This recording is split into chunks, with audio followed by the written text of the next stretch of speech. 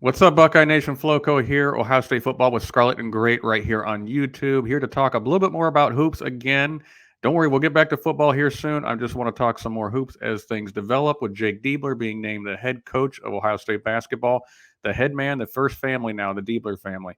Um, there's some things that have come out. Now, obviously, when Jake Diebler was hired, I think a lot of people had the assumption that, well, he was just a cheap hire, a holdover to the next guy, possibly just didn't really got turned down by a lot of people. It's possible they just said, we don't want to wait till after the season. There's a lot of excuses being made because they see Diebler as not a big splash hire. I have to admit, I've been part of that group. Not that I don't want to see Diebler succeed. Not that I'm not rooting for him. Not that I even dislike the hire. I just didn't know a whole lot about it. Other than the fact Jake Diebler, the only thing I've ever known about him is he's a solid recruiter. 37 years old, new basketball coach. Kind of a surprise that not that he got the interim job. Kind of surprised at how well he did as the head guy at 6-2 and got him into the NIT. Where it looked like they weren't even going to make the NIT. In fact, that starts tonight, Tuesday. I think at 7 o'clock, Value City Arena on ESPN2. We're playing Cornell and the NIT, and we'll get to that in a minute. But there's some things that I think have developed since Jake Diebler has been named head coach that have come out as we're starting to see why that they just said cut the process down. Let's not wait till after the season. Let's get our guy now. And the Dispatch, Columbus Dispatch, put out an article uh, uh, talking about several of the sources going into Dealer. And obviously, one of the sources is the foundation, which obviously is a not for profit, basically fundraiser for Ohio State athletics. If you're a Buckeye fan, you know who the foundation is by now, I would assume. Anyway, the foundation was quoted in this article as we believe in Diebler and have supported him since the beginning. Our group has had several conversations and meetings with the AD about our relationship with Jake and how he has been great to work with. The foundation. We have ample funds raised and pledged from donors who also are close with Jake. We are ready to make a big splash in basketball, just like we did in football in January. That goes without saying. That's been well documented. We're locked and loaded and ready to go. We're going to work with him to bring the first Ohio State championship back to the Ohio State University since 1960. It can happen next season. Well, I don't share that optimism, but I love the attitude. Don't get me wrong. Um, Obviously, it shows a couple of things here. Jake obviously has been a guy who has been networking since he got here, and people like him, and people enjoy his company, and they also enjoy his vision for the future of Ohio State basketball. Ross Bjork, the new athletic director, is a huge fundraiser. And I love the way Ross is really talking about bringing championships to Ohio State. Like I said with Brandon Moses on our last show, I would love to see a championship for Ohio State basketball in my lifetime. I don't know if it'll happen, but I'm hoping it can happen. Anyway, and is Jake Diebler the guy to bring it? We'll see. We'll see. I mean, I'm not going to sit there and say no because he's not a huge name and not flashy hire that we all just get overexcited about. Who, for all we know, he could be the Pat Riley, Phil Jackson, and he just ends up being a lot better than what we anticipated. Now, again, that's a higher qualification. I don't want to go that crazy with it yet, but I mean, I'm just saying the assistants have won in the past, so don't automatically say it can't happen. I'm in the wait and see approach right now. But to see that the big donors wanted this guy, that has to say something for him as a network and a guy who embraces NIL and embraces what the sport has become. Now, college basketball has always been kind of underground with how they are paying kids. That's been known for a very long time. Now it's more public what they can do. It also stands to ask the question: could Thad Matta make it in today's world at a place like Ohio State? Because he was known as the squeakiest of the cleanest of, Jared Solinger joked that he made them pay for their own Gatorade in the vending machines. It was that clean of a program under Thad Matta. And quite frankly, running that clean of a program and having the success Thad had really speaks to how good of a coach and head of the program Thad was, and really a Buckeye legend Thad is. Currently at Butler right now, doing a good job. Has Jake's younger brother on staff at John Diebler. We'll see. And we just lost two assistants in Jack Owens and Mike Nettie. They're going to join Chris Holtman.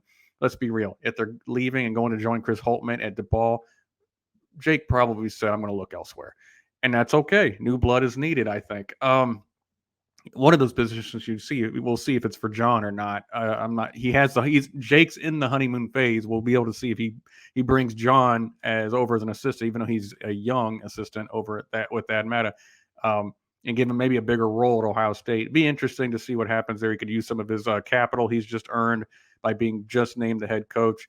But it's really a big deal that we have a young coach that embraces NIL, embraces the new era of college sports, and it already has a strong relationship with people who are willing to believe in him to the point where they're going to give big money to get the program to where they think it should be. Um, will the program ever be a blue blood type program like a Kansas, North Carolina, Duke, Kentucky that just challenges for titles year after year after year? I doubt it. Now, granted, some of those programs aren't challenging every year, but Kentucky and but can they ever be that kind of a program? I don't know. You got to be a little realistic. Football will always be king at Ohio State. Obviously, the more of the money will go to football. But honestly, I love when Ohio State basketball is good. I assume you do too, Buckeye Nation.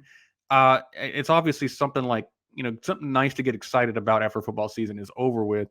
But there's no reason Ohio State shouldn't be able to be a really solid basketball program. And if Jake Diebler, if the big money believes Jake Diebler could do it behind the scenes, then who are we to question that right now?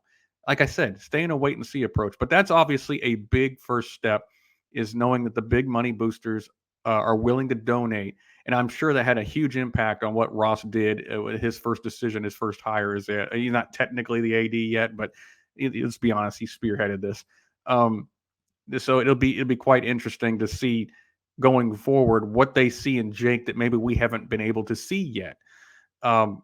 Honestly, we saw 6-2. There's always kinds of questions about that. It's like, well, is it just because the late year buzz, whatever? But it starts tonight. If you want to be real, and I say starts tonight because of the NIT. And people, NIT, who cares about the NIT?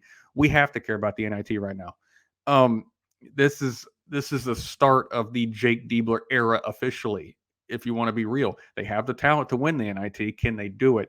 They can't go out early. I know that much. Maybe they get in a couple rounds in, they lose, but if they win the NIT, it just builds momentum for recruiting. It builds momentum for the future.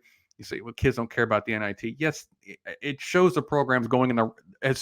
I'll put it this way: we have course corrected. If they go out and they win the NIT, you can say for sure they have course corrected. It doesn't mean the future's all rosy. It doesn't mean everything's going to be hunky dory. I'm sorry to use an old person's term and lingo there. I am 40 after all. Going forward, but it does mean that we can have confidence going forward that Jake is the guy. Again, wait and see. But I think, and I get tired of, I really get tired of the negativity. I think the NIT is a good idea. You get more minutes for young players, more practice time. And if they go out and win it, the momentum carries over into next year, but most likely more so than what losing in the first round would be, or not playing at all and saying my season's over with. And quite frankly, Jake has, now that he's the head guy, he has everything to lose. So I actually applaud them for playing, because if they lose first round to Cornell, all of a sudden there's doubt creeping in about if he's the guy or not. Not necessarily among the boosters, but among the fan base for certain. And you got to have the fan base on your side. So I like that they're going to play the NIT. I hope they do well, obviously. But good. So far, we might be on the cusp of a new era for Ohio State basketball that could actually be a solid to great program year in and year out, and actually go back to almost the heyday in the Matty years, which would be really nice. So anyway, guys, I appreciate you tuning in. Like and subscribe if you like the video. It helps the channel grow. We appreciate you all for that. We're always looking to grow. We're always looking to give you as much free Buckeye content as possible. We're going to be much more active from here on out. So next, I really want to talk about next video, talk about the running back coach situation at Ohio State. We'll get back to football, I promise you. This has been Floco. I appreciate you guys. Goodbye. God bless. And of course, go Bucks.